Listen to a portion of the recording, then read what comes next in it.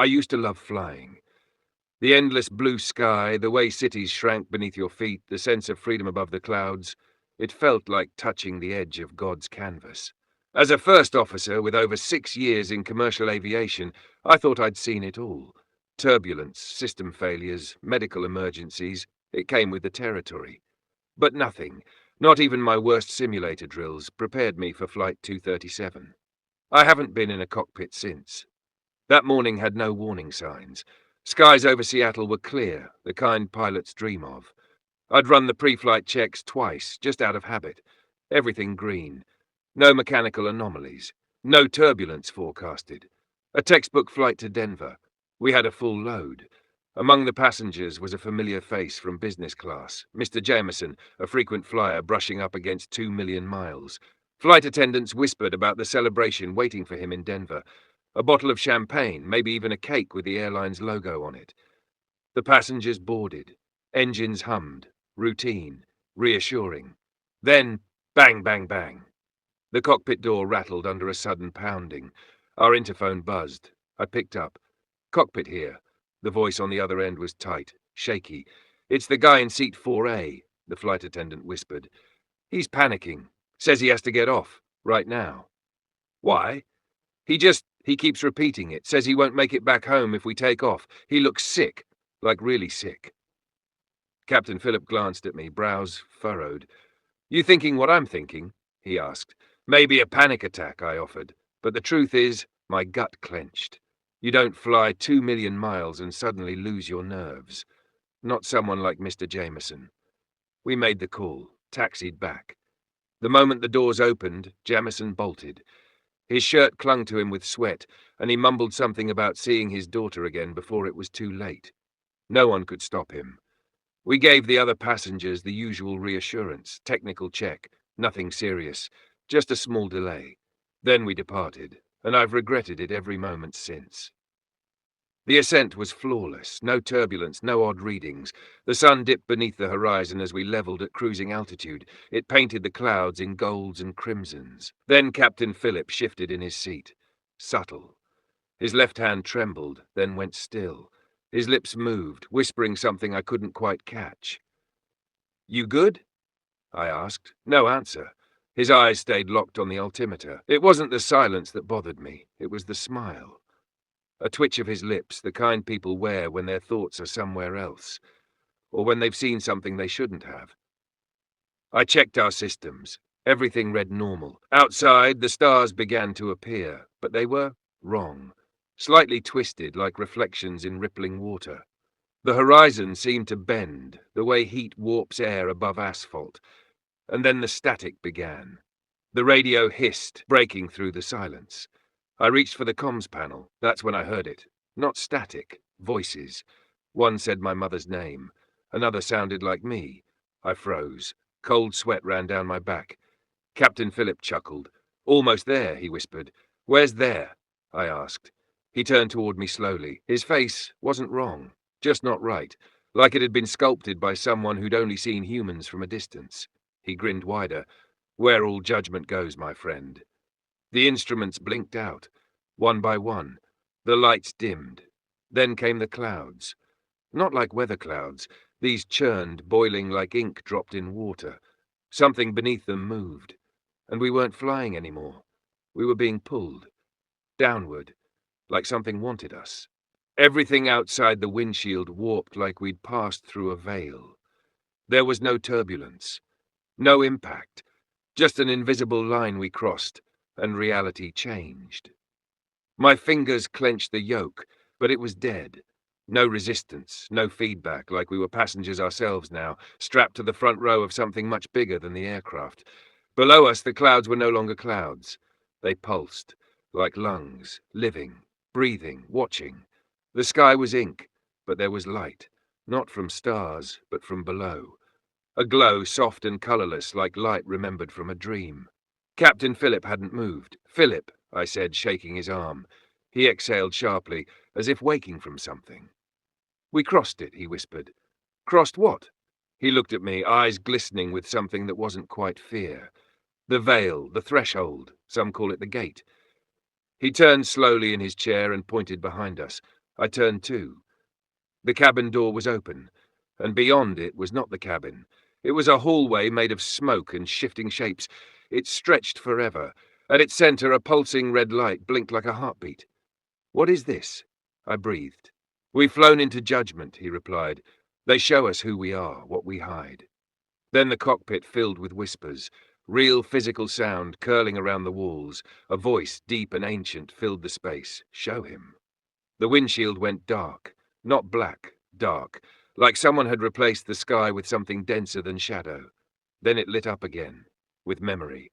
I saw myself, standing in my childhood kitchen, my father yelling, my mother crying, my hands clenched. A broken dish at my feet. More images followed. Times I'd lied, times I'd hurt people, times I chose myself over others. "No," I whispered, "this isn't real." "It's not about real," Philip said. "It's about truth." He stood, removed his cap, and walked toward the open doorway. "No!" I yelled. "You don't know what that is." He didn't look back, and then, like being absorbed into fog, he vanished. His voice lingered. "There must be balance." I turned back to the instruments. Blank. Dead. Then the intercom clicked again. But this time it was her voice. My daughter. "Daddy?" she said. "They're waiting." My daughter's voice. Soft. Familiar. Fragile. And absolutely wrong. "Daddy? They're waiting." The intercom clicked off, and for a moment the cockpit was silent again, but not peaceful. There was something watching. I could feel it pressing against the edges of my mind, probing, curious, cold. I leaned forward and hit the intercom button. Who is this?" My voice cracked. No answer, just static. Then a low, rhythmic knocking, not on the cockpit door, from inside the cockpit. I spun around, empty, but the side wall, near the circuit breakers, something tapped from behind it. 3 soft knocks, then a pause, then again, 4, 5, rapid, urgent. I stepped toward the panel.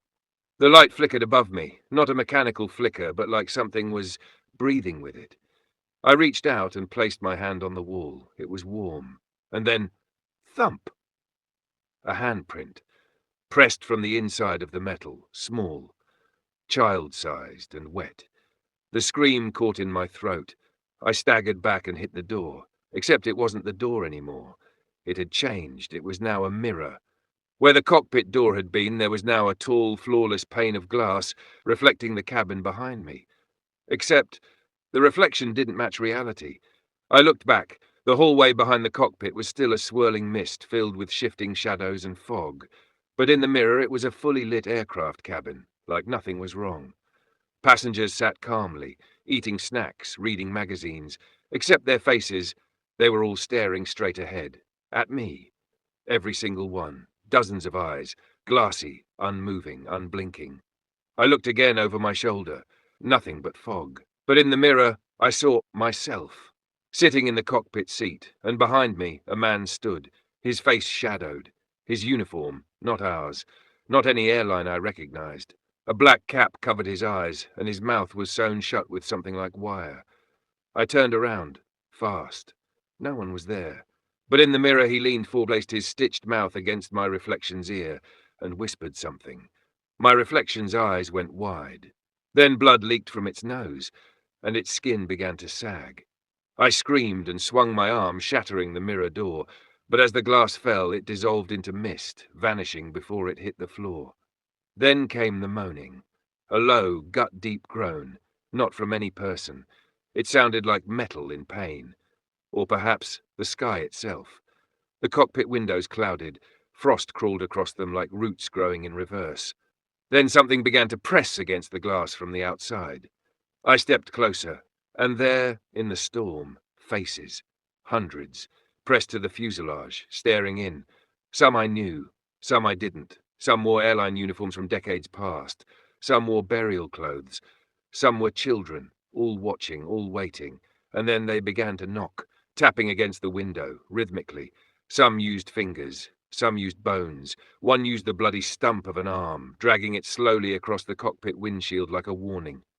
I dropped to my knees. I wanted to believe this was a hallucination, a dream.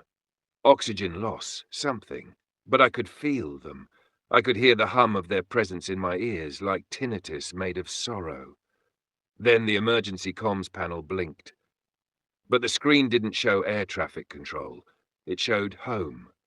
My daughter's room. She was sleeping, peaceful, innocent, the way I remembered her before the crash that had almost taken her life years ago.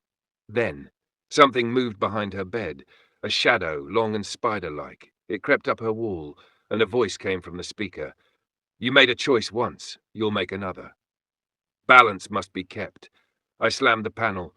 "Leave her alone! You hear me? You don't touch her!" But the video stayed. Static flickered across the screen. Her small chest rose and fell, unaware. I looked out the windshield. Now only one face remained. And I recognized it. It was me, mouth sewn shut, bleeding from the eyes, tapping slowly on the glass, as if trying to warn me from the outside of the very plane I sat inside. The radio crackled. Then a woman's voice. Gentle. "It's time." My hands trembled as the yoke suddenly jerked. We were descending. Fast. But not by autopilot. Not by my control. The plane's nose dipped as if something below us had grabbed the aircraft by the front and was pulling. Alarms started going off, but they weren't from the systems. They were from the intercom. Each chime, each ping sounded like a scream, and the passengers, the real passengers, began to emerge from the fog down the aisle. But something was wrong with them. Their skins shimmered like oil on water. Their movements were too smooth, too synchronized. They walked in unison toward the cockpit, like puppets drawn by one string, eyes rolled upward, mouths open, a single chant on their breath. The dead behind glass, the debt unpaid, the soul retained, the soul betrayed. One by one, they began to press themselves against the cockpit entrance, still fogged but no longer mirrored, and with each step the cockpit shrank, physically. The space around me compressed, walls moving inward, ceilings dropping, oxygen masks dangling, useless. I backed up to the chair. I was running out of room, running out of time, running out of reality, and then silence. They stopped, all of them, frozen mid-step. And then a little girl stepped forward, blonde, blue-eyed, wearing my daughter's favorite purple jacket. She reached out with her hand and touched the glass, and whispered, "Will you trade yourself this time, or them?" The air left my lungs. I closed my eyes. I knew what they were asking, and I knew they wouldn't ask again. She stood there in her purple jacket, the one I'd bought for her 7th birthday, the one she was wearing the day of the accident. But her eyes weren't my daughter's. They were too old, too still. They carried the weight of 1,000 judgments and the silence of graves. And when she whispered, "Will you trade yourself this time, or them?" I realized something. This wasn't a choice. It was a test. A sentence already passed. I stared at her small hand pressed against the glass. Behind her, the fog that filled the cabin shifted, revealing shapes. Passengers, frozen mid-scream, mouths stretched wide, limbs twisted, caught between the moment of death and something worse. Their eyes, though, they weren't afraid. They were pleading. I turned from the image. My chest ached.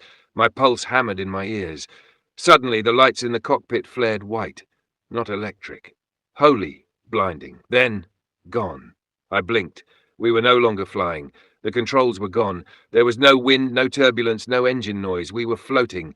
In the sky, yes, but not Earth's sky. Above us stretched an ocean of dark clouds that shimmered like oil on water. Below us, nothing. Not land, not clouds, just a vast, gaping abyss, bottomless and swirling, like a sinkhole in the fabric of reality itself. And we hovered at the very edge, the place where the sky ends. The plane creaked, not from wind, but like it was breathing. I stood. The cockpit around me had changed again, no longer metal and rivets, but bone. The walls were sinew. The instruments were replaced with organic forms, pulsing, glowing with faint bioluminescence. The yoke was now a spine, fused and rigid. And from behind me, a voice spoke, not words, a presence. It filled the cockpit like smoke, and I could feel it brushing against my thoughts, testing their texture. You flew beyond the map, beyond time, beyond mercy. Only one soul leaves. I turned slowly, afraid of what I'd see, but there was nothing there, only my own reflection, suspended mid-air in the middle of the cockpit. But this time, I didn't see myself. I saw a version of me, older, decayed, hollow-eyed. He looked straight at me, and I heard my own voice in my head say, "You were supposed to die. But you made a deal. Now it's time to pay." I backed into the captain's seat.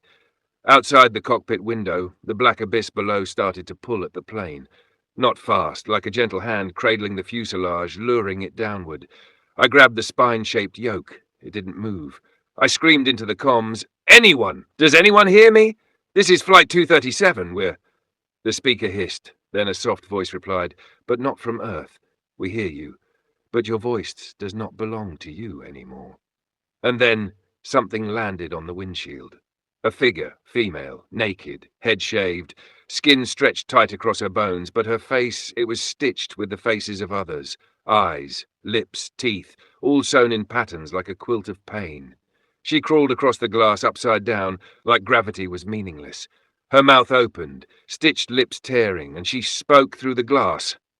Trade, trade, trade. Each repetition made the fuselage groan. I clutched the seat. My mind was fracturing.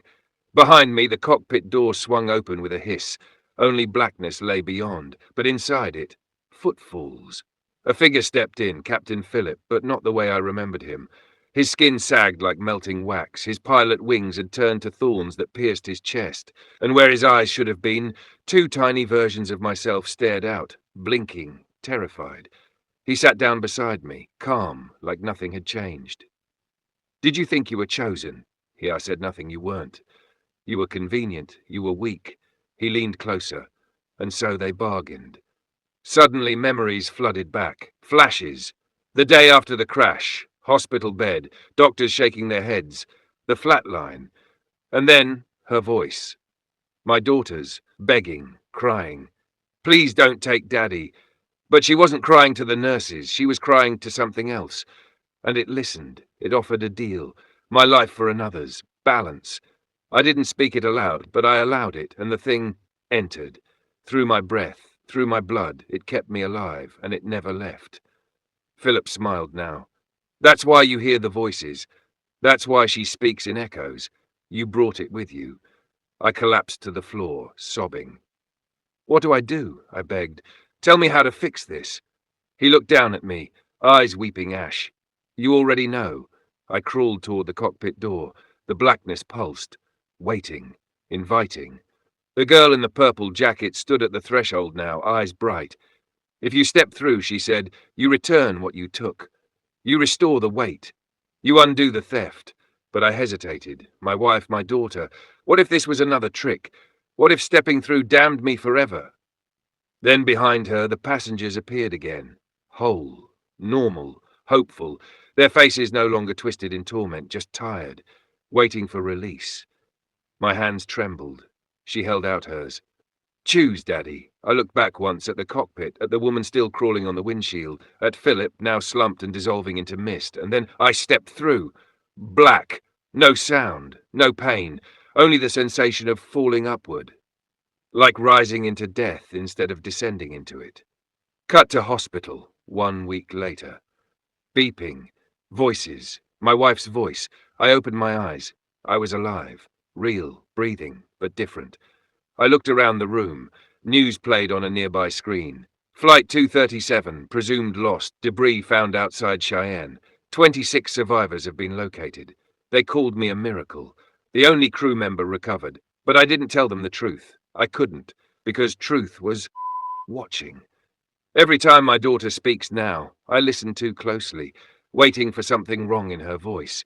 Every time I pass a mirror, I check, just to be sure it's still me looking back. Because I made a trade, and even though I stepped through the door, part of me never left that plane. People call me a hero. That word feels like an insult now. They don't know what really happened on Flight 237. They weren't inside the cockpit when the world tore open. They didn't hear the whispers. They didn't see her crawl across the windshield, wearing the stitched faces of the damned.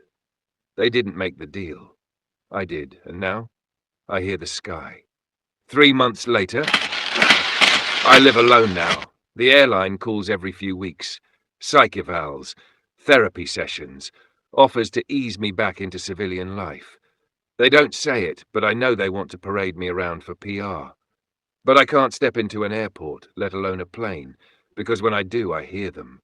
At first it was subtle, a hum, just beneath the sound of passing traffic or ceiling fans. But soon it grew. It became voices. Not loud, not screaming, whispering, always just behind my shoulder, in a language that felt older than breath. I tried drowning them out. Music, sleep meds, alcohol, nothing worked. And then I started dreaming again. I'm back on the plane. But this time I'm a passenger. Seat 14F, window seat. Outside, clouds drift like usual. Except they're not clouds, they're faces. Grimacing, screaming, crying. No one else seems to notice. The man beside me sips coffee, smiles. He's reading a newspaper with no words, just symbols, circles within circles. The flight attendant walks by, but her eyes are stitched shut. She turns, leans close to me and whispers, "We never landed, you know." I wake up to reality, or what's left of it. I've started recording myself, audio diaries. Doctors say it's a therapeutic tool, but I don't play them back anymore, because the last time I did, I wasn't the only voice on the tape. There was another, female, hollow, repeating a phrase I still hear when I close my eyes. "You are still in the air." 1 week later, storm over the city. It started again when I stepped into the old Cessna at the Flight Museum. A buddy of mine, mechanic, works night shift. Let me sit in the cockpit. "Might help," he said. The moment I closed the canopy, I heard it. The jetstream. And inside it, the voices.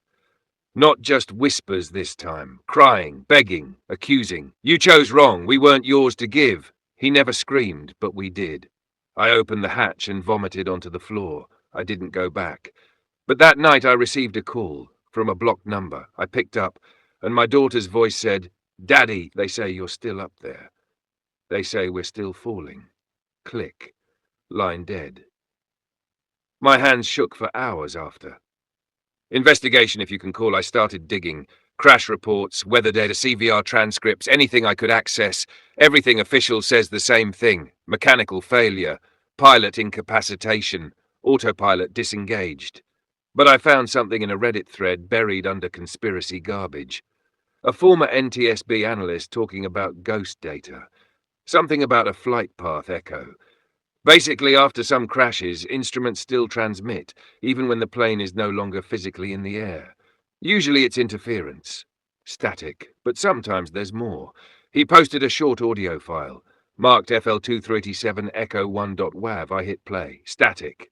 Then a voice. Screaming! They're crawling through the walls. Oh God, Philip just walked into the sky. The passengers are hollow, there's no more floor. I turned it off. That clip wasn't public. I never said those things out loud, but I remember thinking them. The return of Captain Philip. The next night I woke to the smell of jet fuel. I live in a small apartment. No engines, no fuel tanks, no hangar nearby. But there it was, thick, acrid, unmistakable. I stumbled out of bed. The living room was dark, quiet, except in the center stood Captain Philip. As he was before, uniform pressed, calm, impossibly clean, but his eyes empty, reflective, like two black boxes. I couldn't move. He spoke. Altitude is relative. You never left the sky, and now the sky wants you back. He held out his hand. Inside it, a boarding pass. Flight 237, seat 0A. I blinked, and he was gone. But the boarding pass lay on my coffee table. The voices are louder now, every day. They don't whisper anymore. They chant. Trade, trade, trade. Every time I see a plane overhead, it tilts, just slightly, like it's looking at me. Birds avoid my building now. I tried boarding a city bus last week. The driver looked up, stared into my eyes and said, "You're in the wrong vehicle. Your flight is boarding." I ran home. Final recording, audio 37. I don't know what's real anymore. I don't sleep. I don't eat. My daughter's voice is never just hers. I look in the mirror and sometimes I see clouds. Outside the window I see the faces, the passengers, still falling. The boarding pass, it burns when I touch it now. I tried to destroy it. Fire won't take it. Water turns to vapor. It's mine, like I belong to it. I hear jet engines when there are none, and sometimes I feel the gravity shift like we're climbing again. They're coming back for me. I don't know how much time I have left. If you find this, if you hear this, never fly at night. Never sit in seat 14F. And if someone gets up mid-flight and walks into nothing, don't follow. Because the jetstream isn't empty. It's full of voices. Passenger fragmented, paranoid unraveling. They told me the final manifest listed 132 passengers. But that's a lie, because there were 133. I know that because I saw them. Seat 14F, the window seat, back left side of the cabin, starboard wing view, empty on paper, occupied in memory, and not just mine. 1 month ago, office. She looked over her glasses and gave me the look they all give, that mix of polite doubt and clinical concern. And this person, passenger 14F, you believe they were real? No, I said. I know they weren't real. She relaxed, nodded. Then I added, but that's not the same as not being there. She stopped writing. What do you mean? I leaned forward. My brain knows he wasn't real, but my eyes saw him, every flight. Same man, seat 14F, never moved, never ate, never blinked, just sat there. You saw him on more than one flight? I nodded. How many? I hesitated. Every flight. Flash 4 years ago. It started with one sighting, then two. Soon, every time I boarded a jet, commercial or cargo, he was there. 14F. Window seat, same clothes. Always dark. Black collared shirt, pale skin, no bag, no expression. Never made eye contact. I asked crew once, who's the guy in 14F? They looked confused. There's no one there. That's when I stopped asking, because part of me knew they weren't lying. He wasn't there, not physically, but he was present. Every takeoff, I felt his eyes on me. Every descent, he turned his head, slow, and looked out the window, like he saw something coming. I searched again. Old crew rosters, cabin maps, black box transcripts, no mention of 14F. But then I got access to a low-resolution in-flight security feed from Flight 237. A single frame caught my attention, a grainy shot during boarding, passengers stowing luggage, and in the far corner, seat 14F, occupied. Blurry, but a figure. Alone, upright, facing forward, no head movement. I isolated the frame, enhanced it, still blurred, but his eyes... They looked straight into the camera, and that's when the video corrupted. It didn't crash, it screamed. My laptop speakers burst with white noise layered under a human voice, mine, whispering, "You left him behind." Now I dream in loops. I board the plane, walk the aisle, every row full, until I reach 14F. He's already there. Waiting. I sit beside him. He doesn't look. He only speaks once, and it's always the same line. You weren't supposed to survive. Then he turns his head, and the window is gone, replaced by a mirror, and in the reflection there's no one sitting in his seat, only me. Twice, one of them screaming, the other smiling. I contacted a former flight attendant from the route Denver to Seattle, a woman named Corinne. She was hesitant, scared. When I asked about 14F, she hung up, but 3 days later she messaged me. We don't talk about that seat. The manifest said empty, but the cleaners always found smudges. One time a tray table was down, a child's drawing on it, stick figures, a man walking into a crack in the sky. We stopped assigning it, just easier that way. She wouldn't answer after that. I checked local news a week later. Corinne was found dead. Single car accident, off the shoulder. Eyewitnesses said she swerved hard, as if avoiding something that wasn't there.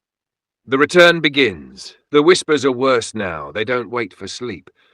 I'll be eating dinner and hear the drink cart rolling behind me. I'll be brushing my teeth and see the reflection of an aisle in the mirror. And sometimes, just sometimes, I feel turbulence under my feet, like I'm still on board, like I never left. The boarding pass burns now when I touch it. Its edges have curled black, but the print remains. Flight 237, seat 14F. The message in the sky. Last week, I saw him. Not in a dream, not in a memory, but outside my building. He stood across the street, staring up at my window, and in his hand he held something. A piece of fuselage, scratched metal, torn and burned. I ran down, but when I reached the sidewalk he was gone, only the wreckage remained, bent and blackened, but etched with letters. reseated. Mirrors don't work right anymore. They lag behind. Sometimes they show me in a uniform I'm not wearing. Sometimes they show me staring out an aircraft window, mouth open, screaming. And once, just once, I saw 14th standing behind me, a reflection that didn't move when I turned. 2 days ago I got an anonymous package. Inside, a single-page printout. A manifest. Flight 237, all names. All seats. At the bottom, added in faded ink, resident passenger. Below it, one line handwritten, he doesn't board, he's already aboard. And below that, another, every time a soul is spared, he takes their place. I'm going back. To Denver. Same route, same time, same flight number. They've reinstated it after years of silence, rebranded the airline, new name, new paint, but same air. I bought seat 40E, next to the window. I'll let you know if he shows up. If I don't, maybe check the manifest, look for one extra name. They reopened the route. Flight 237, different airline name. Same path, Seattle to Denver, same hour, same flight time. I bought a ticket, 40E, right next to the ghost. I don't know what I was expecting. A confrontation? A reckoning? Maybe. Just closure. Maybe I was hoping the sky would give back what it stole. But as I stepped onto that plane, I realized this wasn't about me anymore. The pre-boarding terminal gate, the gate agent smiled. Too wide. Boarding group 3, enjoy your return flight. Return. She said it like she knew. As I passed, the terminal lights flickered. Not a coincidence. The boarding tunnel felt longer than it should have. I walked and walked, but the door never got closer. I glanced over my shoulder. The tunnel behind me was pitch black. No airport, no people, just black. Then suddenly, the cabin door appeared before me, welcoming. Like a mouth, I stepped inside. Cabin of Flight 237 again. I know it's impossible. The plane was newer, redesigned, refurbished, but the layout was exactly the same. Same carpet pattern, same seat numbers, same flickering overhead light at row 14. I walked slowly, dragging my hand along the seat backs. The fabric felt warm, breathing. When I reached 14E, I paused, and there he was, 14F, already seated, staring out the window. No tray table, no luggage, no movement, just presence. I sat down. The seatbelt clicked without me touching it. The intercom crackled. A voice came over the speaker, feminine, smooth, but not human. Welcome aboard Flight 237. Our cruising altitude today will remain unknown. Estimated arrival when you're ready to understand. Please ensure your soul is stored securely beneath your regrets. The cabin lights dimmed, then the engines hummed. No taxi, no runway. We lifted immediately. Outside the window, the airport faded like mist. No city, no lights, just clouds, grey, swirling, choking. Altitude readout. No feet, no meters, just unknown. The plane climbed, higher and higher, until up and down ceased to matter. His voice was quiet, dry, not raspy, dusty. You came back. I didn't answer. He turned his head slowly, and for the first time I saw his face. It was mine, aged, hollow, the version of me who never got off that plane. The version still falling. He tilted his head. You thought you made a choice. You didn't. I swallowed hard. Then what was it? Permission. You gave it. You let them in. He pointed out the window. I followed his gaze. Outside the veil of altitude, there was no sky anymore, only a corridor of writhing cloud, faces pressed against the glass, not outside, but within it. Pale, moaning, stretching toward me, each whispering, altitude unknown. You never landed. We were not yours to trade. Then the clouds parted, revealing a single object suspended in the nothingness. Another plane. Identical, burned, cracked, floating in parallel. Its tail read FLT 237. And inside it, dozens of me, dead, alive, crying, screaming, grinning. One version pounded on the window. Another slit his throat and smiled as black smoke spilled out.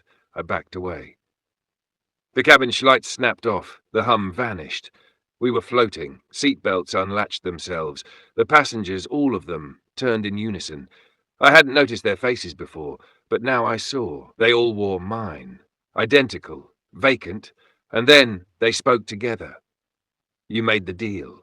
You left us behind. You boarded with a body. You'll leave without one. I ran, but the aisle stretched. Seats looped endlessly, like a corridor folding into itself. I kept running. 14F, always one row ahead. At the end of the corridor, a light. The cockpit. It pulsed like a heartbeat. I pushed the door. Inside, Captain Philip, waiting. He turned, slowly, both eyes missing. In their place, spinning altimeters. Broken.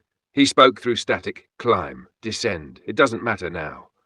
You're already in the holding pattern of the damned. Altitude, unknown. He handed me a headset. I placed it on my ears. Silence. Then, screaming.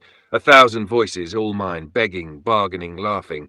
Then one phrase repeated over and over. Reseated, reseated, reseated. The aircraft shook. Not from wind, from decision. It was asking me, will you land this time, or rise forever? I placed my hand on the throttle. It was warm. It pulsed. I pulled it back. Descent. The clouds screamed. The cabin groaned. Something outside howled in fury, but the nose tipped forward. Altitude display flickered. Then slowly numbers appeared. 42,000, 34, 28,000, still negative, still wrong, but climbing towards zero. Then, black. Waking, but not alive. I opened my eyes. In a room, but not hospital. Not home. The walls were aircraft panels. The IV was a fuel line. Monitors around me beeped in Morse code. I translated, "You never landed." My hands were missing fingerprints. My skin like plastic. I looked down. My seatbelt still fastened. And in the reflection of the monitor, I sat in 14F. This is not Earth. This is not hell. This is the layer between. The sky that never ends. And I am its passenger. Still falling, still climbing. Altitude unknown. Have you ever tried to scream in a vacuum? It's not that the air isn't there. It's that the air doesn't listen. That's what this feels like. Not death. Not life. Just a sealed space, pressurized, sterile, where nothing hears you break. I wake up again. Same seat, same window. Same clouds outside, thick, rippling like liquid. But this time, the cabin is full. Every seat occupied by them. Each one is me, twisted in slight variations, one with no mouth, one with jet black eyes, one with pilot stripes burned into their skin. Some whisper, some twitch. All of them watch me. All of them breathe in sync. I can feel the oxygen thin. I tug at my collar. My chest tightens, but the seatbelt won't release. The intercom hisses again, the same voice. Feminine, almost soothing. Cabin pressure is destabilizing. Remain seated. Keep your memories upright and locked in place. Any deviation will result in decompression of self. I blink. The passengers are gone, every seat empty, except for 14F and me. The pressure builds. There is no noise, but my ears pop. Pressure in my skull increases, like my thoughts are ballooning. The overhead bins begin to open on their own, one by one. But instead of luggage, they contain pieces of me. A pilot badge, a photo of my wife, my daughter's hair clip. The emergency oxygen masks drop. But they don't hang, they dangle upward, like gravity has flipped. I reach for one. It writhes like a snake and retreats. The voice returns. Do not attempt to inhale false realities. You are not where you think you are. Cabin pressure must be maintained. I try to stand, but my limbs resist. My body wants to stay buckled, like it belongs to the seat, like it remembers a crash I tried to forget. Hallucination? Memory? Truth? I see the cockpit door open, and I'm walking into it, but I'm still seated. Two of me. The one in the cockpit wears no face, just reflective glass where features should be. He turns and says, "We sealed this place for a reason. You're the breach." Then the plane shudders. Lights blink red. Oxygen masks drop again. This time they scream. Each one lets out a different word in unison. Trade. Trade. Trade. Over and over. The fuselage buckles inward. I grip the armrests. 14F grips me back. The seat is holding me down. Its fabric pulses like skin. My hands start to blister. The intercom crackles. Now it's Captain Philip's voice. Cabin pressure has failed. Prepare for truth. Window opens, not breaks. The pane of glass next to 14F slides down like a shade. Behind it, not sky. Not stars, but rows of floating bodies. Passengers from every lost flight, not just 237. Pan Am, Malaysia 370, TWA 800. They drift, limbs limp, eyes open. Each one turns slowly to look into my eyes and mouths a single word, you. They all point and then begin to shake. Turbulence inside their corpses, then pop, like vacuums rupturing, one by one, exploding in silence. Mist sprays across the fuselage, but no alarms, no decompression, only a slow wind inside my skull. A child now, my daughter, but not really her. Twisted, flat, like someone wearing her voice.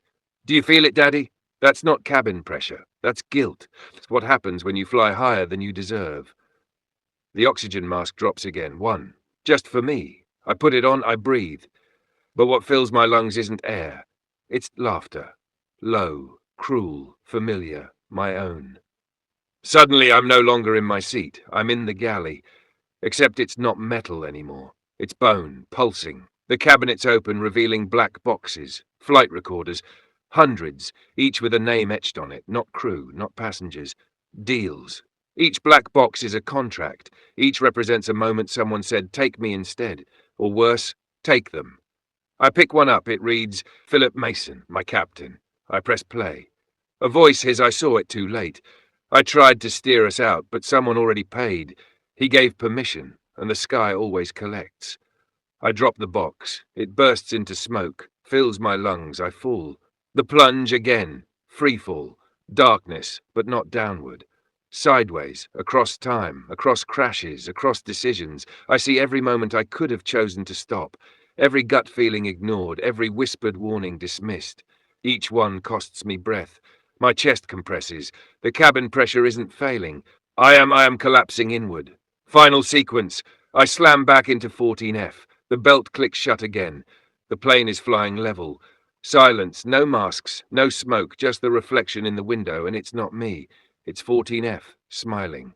And he whispers, now you know the pressure isn't outside, it's inside. You're the cabin. You're the breach. And then, the final chime. Ladies and gentlemen, we have begun our final descent. Please return all beliefs and regrets to their upright positions. The clouds part. Below, a mirror. Not a city, not ground, a perfect reflection of the plane above. But the one below is burning. There comes a point in every descent when the air thickens. Engines strain, wind claws at the fuselage. The autopilot disengages, and for a few seconds you feel everything. Altitude, velocity, friction. The illusion of control slips away. That's where we are now. Descending, but not to land, to sign. Back in seat 40F, reflection of a crash. The burning plane beneath us mirrors our every movement. Nose down, lights flickering, but the real horror is inside the cabin, because this time the passengers are not me. They're not even human. They wear human faces, borrowed ones. My wife, my daughter, the captain, flight attendants, the 2 million-miler who begged to get off. Each sits still, upright, seat-belted, all of them silent, all of them dead, eyes open, mouths stitched shut with silver thread, and in their hands contracts. Signed in my handwriting, I stand. No one reacts. I walk the aisle, heart pounding. Each contract glows as I pass, the name at the bottom always the same, mine. The voice returns, but now it's me. The intercom comes to life. A voice speaks. Not Captain Philip. Not the AI flight attendant. Not the sky. Me. Not a recording, a second version of me, somewhere unseen. Welcome back. It's time to sign. You've been flying under a conditional agreement, but altitude cannot be maintained indefinitely. Descent requires consent. I reach the galley again. This time it's a chamber. Gold-lined, polished, ancient. A table sits in the center. A pen. One seat. Facing a wall of black glass. Behind it, movement. Shadows pacing. Circling. Like lawyers waiting for a verdict. The descent agreement. I sit. The contract reads, passenger, flight 237, origin Earth, destination null. In exchange for conditional survival, the undersigned agrees to bear the guilt of all souls exchanged, carry the resonance of memory beyond normal cognition, remain a vessel for turbulence not their own, accept that their descent does not end at landing, renounce all future grounding.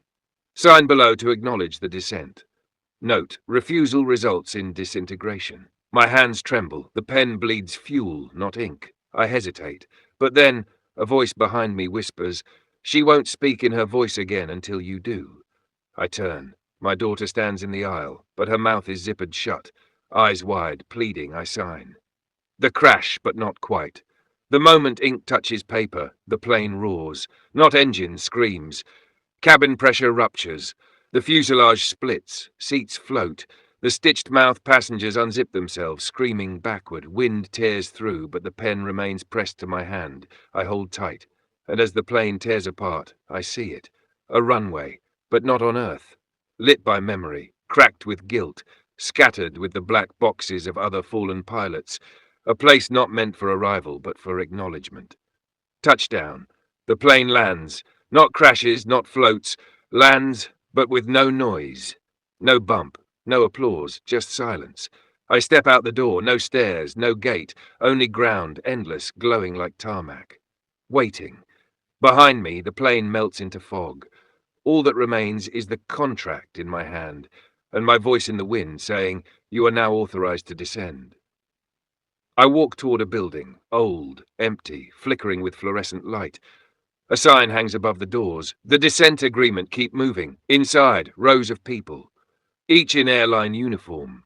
Pilots, flight attendants, engineers, all sitting silently, staring at screens. Each screen plays a different crash over and over. Each crash missing one person. I look closer. Every missing face is me. I'm ushered into a room by no one. A voice speaks from the ceiling. "Now that you've signed, let's review your route." Screens light up, moments from my life. Every time I ignored a sign, every moment I laughed off a warning, every time I told a nervous passenger nothing to worry about. You became a bridge. You offered calm while seeing chaos. So we gave you what you wanted, the ability to truly carry others. Now they ride inside you. I collapse to my knees. My chest feels tight, heavy, like rows of seats inside my ribs. They give me a uniform, not cloth, metal. It fuses to my skin. The flight badge glows. It reads, "Captain of Descent, Flight 2. They guide me to a cockpit, not a plane, a collection of regret shaped like one. I sit and feel them, all of them. The passengers, the pilots, the voices. They whisper in unison, "Guide us down," and I do. Every second we descend, lower, into places no radar has ever touched. They never tell you that the scariest part of a flight isn't the crash, it's the arrival. Because what if the gate you're headed toward was never meant to open? What if you descend into silence and no one's there to receive you? No air bridge, no lights, just a terminal that stares back, like a mouth that doesn't open, because it has already swallowed you. I fly now, but not the way I used to. There are no instruments, no autopilot, only gravity and regret. Below me, skies curl like ribbons. They twist around memories I buried years ago. I don't see cities anymore. I see moments. The first lie I told a frightened passenger. The moment I left my daughter's recital for an extra shift. The look my captain gave me when the clouds began to churn. They float like islands. They drift closer, and I descend. Not because I want to, but because something expects me to. The nowhere gate. It appears ahead, suspended mid-air. No runway, no earth, just a gate. Floating, steel, rusted, numberless. Glowing with blue light from nowhere, a sign hangs over it. Scorched, faded, but I read it anyway. Terminal debarkation point for those who remember too much. There's no one waiting, no ground crew, no lights flickering green, only a hallway behind the gate that stretches infinitely, and a sound. Not engines, not static, but footsteps, marching, rhythmic, as if everything I've avoided is walking toward me. I leave the cockpit. The plane vanishes behind me, disintegrates into vapor. All that remains is the contract in my hand. Its ink is bleeding into my skin now. The paper sighs. It wants me to keep going. I walk through the gate and enter. Nothing. It's not a building. It's a memory of one. Walls flicker between scenes. Sometimes it's gate B7 at Denver. Sometimes it's a burned hangar in Kuala Lumpur. Sometimes it's my daughter's bedroom door. Behind each gate, choices, the ones I made, the ones I didn't. I walk past them all. Until I reach a desk, no clerk. I step close and see my face, but not mine. Older, tired, eyes filled with other people's final moments. And behind me, in the mirror only, a line of passengers stretching forever, all waiting to see where I lead them. The final choice, a door appears. Simple, wooden, no markings, just a plaque. To exit, surrender self. I hesitate. A voice behind me, my own, speaks. You wanted the sky to forget you, but forgetting is not freedom. It's just a quieter cage. I touch the door. It's warm. It breathes.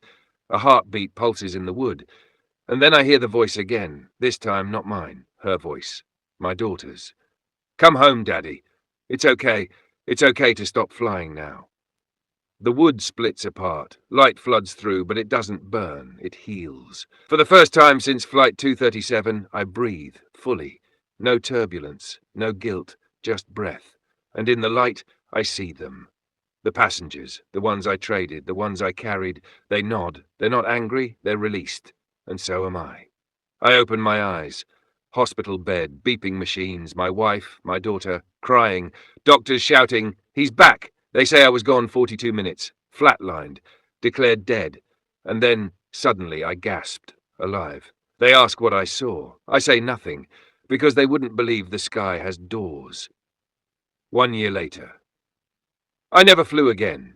Not commercially, not even as a passenger. But sometimes, when the wind hits just right, I hear the chime. The overhead seatbelt light, the soft ding before the descent, and I feel something tugging inside my chest, not painful, just present. A reminder that somewhere above the clouds, Flight 237 still floats, waiting for the next deal. If you ever board a flight and see an empty seat by the window, row 14, don't sit there.